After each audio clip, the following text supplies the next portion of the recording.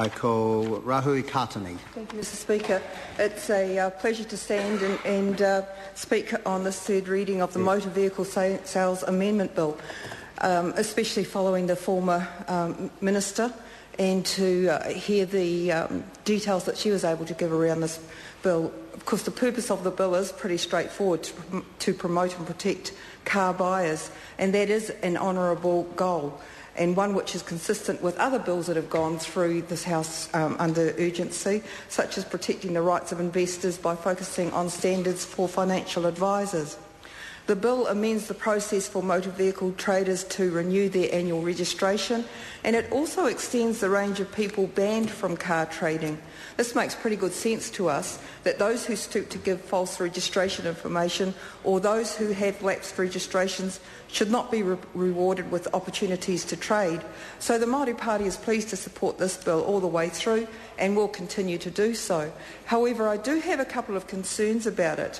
While the bill promotes and protects car buyers, it unfortunately has a huge gap in that it doesn't protect car drivers from people like Ms Mackey, who feel that the only thing you need in a car is that it be white and have a cup holder. Now, I think that my son, when he bought his last car, must actually have been talking to your mother, because he got a white one as well. It had more than a cup holder though, but what happens is that since then he's actually spent more money on upgrading his car than he did on actually buying it. So since he bought it, he's lowered it. He has got mags on it. Now, I recognise mags because when you take the car out on a bright Wellington day, you're actually blinded by all the bling. But the thing that he really spent all his money on was on the sound system. And you can hear this car coming from miles around by the amount of bass it has on it, okay? So I don't know whether he was talking to your mother when he put all of this into his car, but I think that we really do need to be looking at cars from more of whether it has the right sounds and whether it's the right colour and that sort of thing. So I think that maybe we need to be thinking about making some amendments into this to make sure that when car buyers buy a car, they're actually buying a car and not a sound system on mags. Yeah?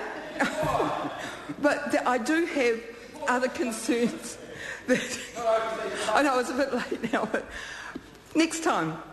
But I also can't leave this debate without making the connection to some of the other policy priorities that are impacting on Parliament during this last week. And the first is to raise public awareness for young drivers' crash risks. And the statistics for the years 2006 to 2008 show that of all the drivers involved in fatal crashes in the 20 to 24 and 25 to 29-year-old age groups were the most likely to be affected by alcohol, drugs.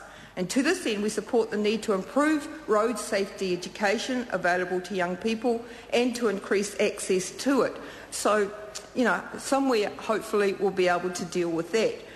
And so we support this bill. We support the decision for tribunal findings being available on the internet and the focus on greater transparency and accountability.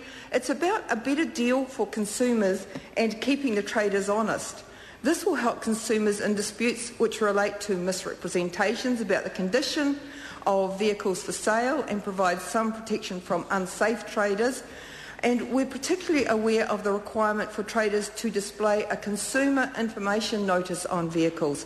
This is a positive move and will add to the general safety and protection of the New Zealand consumer, and so we congratulate the former Minister and the current Minister of Consumer Affairs for their initiative in this regard.